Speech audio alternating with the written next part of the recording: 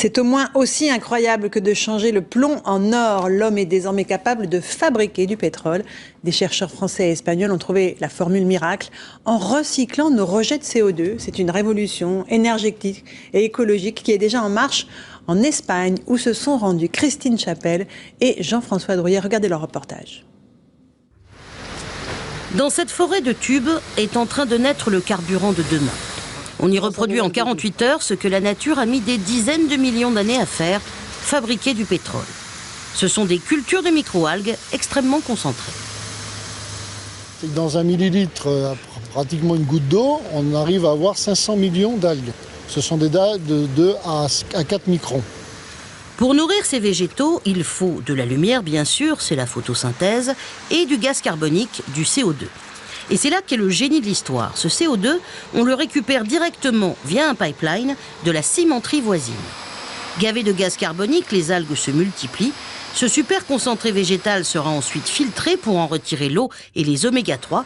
Puis la pâte obtenue sera transformée par craquage à haute température et haute pression en pétrole artificiel. L'objectif à terme de cette usine, sur une superficie de 40 hectares, nous absorberons 450 000 tonnes de CO2 par an. Nous obtiendrons 230 000 barils de pétrole et à peu près 3 000 tonnes d'oméga 3 principalement. L'ingénieur à l'origine du projet, c'est lui, Bernard Stroiazzo-Mougin.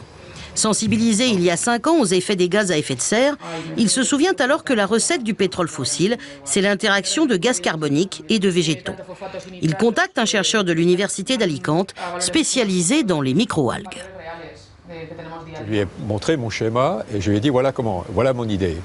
Et lui, immédiatement, sa réaction était mince, comment on n'y a pas pensé avant? Et ce pétrole artificiel, ce pétrole bleu, c'est la marque déposée, fonctionne comme un hydrocarbure classique. Démonstration. Quand on a démarré il y a 5 ans, personne n'y croyait. Et actuellement, tous les grands, jusqu'à Exxon, le numéro 1 du pétrole dans le monde, veulent investir dans la culture des algues. On peut désormais rêver d'un avenir où chaque usine dégageant du CO2 sera couplée à ces cultures d'algues. Plus de rejets polluants dans l'atmosphère, plus de pénurie énergétique. Les terriens y gagneront sur les 2 tableaux. Voilà un reportage sur une technologie vraiment extraordinaire que vous pouvez retrouver sur notre site tf1news.fr.